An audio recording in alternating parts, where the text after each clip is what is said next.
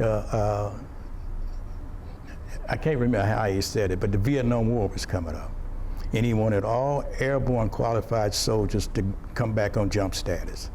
So they sent me to Fort Campbell, Kentucky, and I was in the 101st Airborne Division, and I was in the 502nd Rakkasan. And I made friends down there, got along with people, and a group of us got in a car and went to Nashville, Tennessee one weekend, and we got all smashed, you know what I mean, drunk. And I was driving because I was the only one who had driver's license. So I hit a patch of ice, and the car spun around, and the trunk of the car went into the embankment. And I went to sleep behind the wheel. The other guys got out and hitchhiked back home. When I woke up back to the base, when I woke up after the hangover, I was wondering where I was, right? So I got out and hitchhiked. And I hitchhiked far enough till I got into Kentucky and could get a ride over to Fort Campbell. So I got back to the base and started my regular duties, you know, and all of that. And then I kind of thought this wasn't for me, you know, being a paratrooper. So I said I wanted to get out because it was too much running, you know. Every day, every morning, you got up and you ran a couple of miles, you ran a couple of miles back. Before the end of your day, you had to run again. You did PT all the time, you know. Always jumping out of planes, crawling up ropes and stuff. So I transferred from the airborne after I had that accident, because I had injured my shoulders in a car accident that I took and slipped off the road. So I had come off of jump status. I'm kind of backwards on this. I came off of jump status because of my injuries. And they sent me to this quartermaster unit. And all I did there, because I couldn't jump anymore, so what I did there, I made dog tags. That's what I did, dog tags, and I ran laundry trucks and, you know, stuff like that. And I was on guard duty one night, and I come, you know, 2 hours on, 4 hours off. So after my 2 hours on, I went to the day room. I don't know if you know what a day room is. That's where the GIs can go relax and play pool, you know, play cards and watch TV.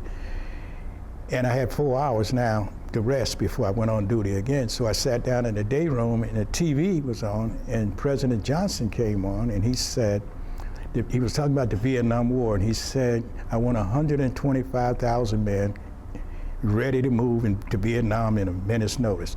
The next morning, we started packing up.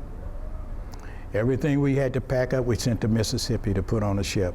And then after all that was done, then we flew to California to get on a troop ship to sail across the Pacific to the Philippines. After we left the Philippines, we went to Vietnam, and we came off the coast of Vietnam early in the morning, late at night, early in the morning, and you couldn't see anything. But then we see planes flying, the lights from the planes, right? They would fly over the ship. You could see them searching the ship to see what it was, like telescope, not telescope, but what do you call big lights? Spotlights, yeah. And the next morning, we saw the planes diving in on the beach, on the jungle, and we got on a big, I don't know what you call it, LSU or something, that took us to the beach. And the thing came down, and we walked off, and there were some singing girls there. Vietnamese welcomed us. Then we got on another boat and went up in the Saigon River to Saigon.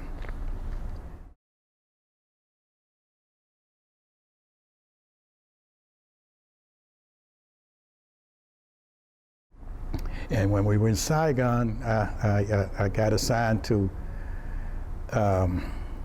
624th Quartermaster Unit. All of this I'm trying to bring back, you know, the 624 Quartermaster Unit, and part of that was a grade registration. I had never been trained for grade registration. There was no school open in Hawaii at the time. So they had an older NCO with stripes all the way down to here. He had been Korean War, and so they sent him in to train us how to handle American KIAs, as we didn't know what to do with America. We had to give them a certain amount of respect. So we went to a Vietnamese cemetery and there was no refrigeration at the Vietnamese cemetery. The people just laid out on platforms, the dead Vietnamese soldiers. And we learned how to take the uniforms off the soldiers, you know, and take the clothes off and then put tags on their toes and make a chart of where the wounds were, you know, that type of stuff, and how to turn them over and pull the clothes out from under them and flip them back this way to pull their clothes off, their uniforms off. After that 2 weeks of training, then I went to the U.S. Air Force mortuary. Now I was ready to work on a lot of dead American soldiers. So I got to training, the embalmers were from the Philippines, so they trained us how to do fingerprinting, how to shoot in the, you know, up here, down there, and this one up and that one down, and shooting down here and all of that, you know, all of those things to embalm the body. And taking the fingerprints. When you couldn't get the fingerprints, you had to put a rubber glove on, cut the tip of the fingerprints off, put on a rubber glove and make the fingerprints. And we had the chart, we had to show what part of the body was missing, where the wounds were, and all of those types of things. And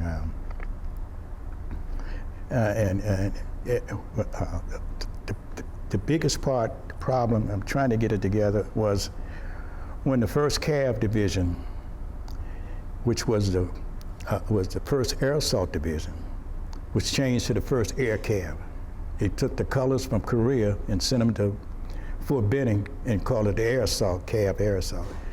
Those guys that were in that unit were the guys I had served with at Fort Benning in the Air Assault Division. But now I was working in a mortuary. So some of the guys that came, one guy came in that I knew from Fort Benning, Georgia, and the back of his skull had been shot out. Now, how I found out he was there, I was a table assistant to another mortician. And I heard another one say, that's a hell of a name for somebody named a child, Prince Charles, you know. And I said, I know that name. So I left where I was working on the table and went around to see who it was, and it was Prince Charles. The back of his head had been shot out. So he was good. I mean, he looked all right. So I took over preparing his body for shipping back to the States. So I Vaseline all his face with Vaseline, his hands, and all that, and wrapped him up, tied him across it like that, put his feet together, and put him in a body bag, zipped him up, and then we put him in a transfer case, loaded on a flatbed, and he went out to the airfield to be loaded up to go back to the States. That's basically what I did with the dead soldiers that killed in action at the mortuary.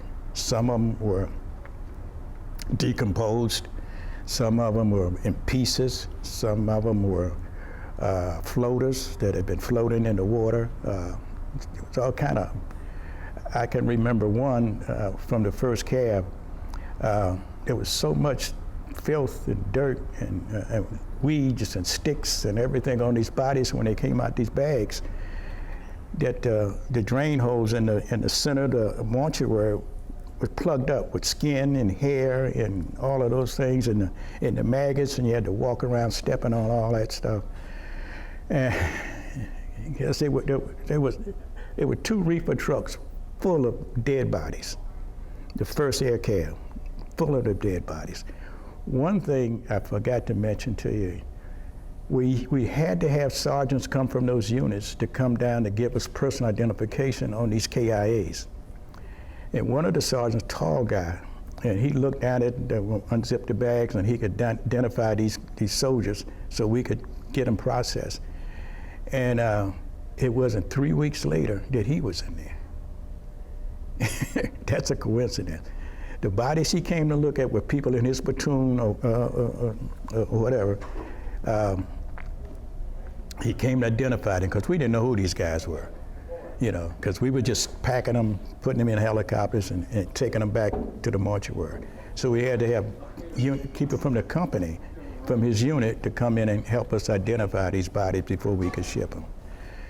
And after I had graduated from that, not graduated, but after I'd got enough experience, and that was beginning in January of the following year, I was assigned to support other units in the field, like the 25th Infantry Division, the 173rd Airborne,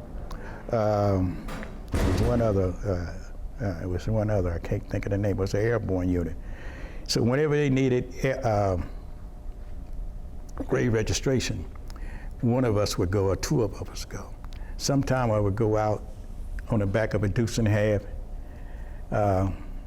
long ways into the jungle, up the road or wherever we were going, and to pick up floaters, guys that had been shot, and they float into these rice paddies. So we get something to pull them up to the bank where we could like put it under them and then pull them up, and they would just bloat it, just like this, and put them on trucks and take them back to the mortuary. I'm missing a lot of things, and pulling bodies out of helicopters that had crashed, burned and crashed, and the bodies were burnt, and all the outside of them was burnt, and the tissue was coming out of the bodies, because they were bloated and they were splitting. And that was a hard job to do. You had to put them in bags and take them back to the mortuary, those types of things. And then I had the responsibility of convoying remains from the, oh Lord, what was the name of that unit? The Big Red One.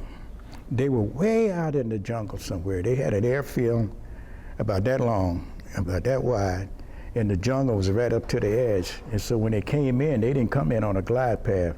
They came in, dropped down, hit that airstrip, reversed the propellers, and what was on it, had to push everything off the back of that truck, off the back of the ramp of the C-130. No, C-130. No, it wasn't a C-130. It was whatever it was. It was a Air Force plane, and I'm trying to get it together.